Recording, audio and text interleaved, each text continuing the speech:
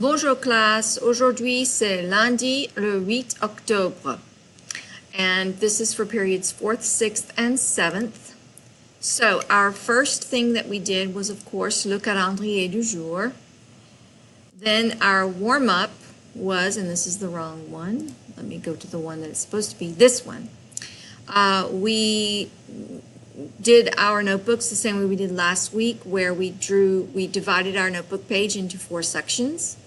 And then this was done on page 37. The top left square was for today, lundi le 8 octobre.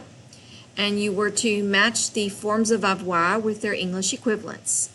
So we numbered our notebooks from 1 to 8, and then we wrote the letter of the correct answer that matched the French. And if you didn't remember, you could use your avoir notes, and that should have helped you. Which the avoir notes should have been on page 27 of your notebook.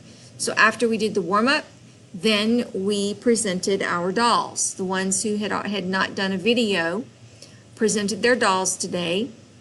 And after that, I gave them time to finish their crossword puzzles and their culture notes that we were assigned last Thursday and Friday. So that's what we did today.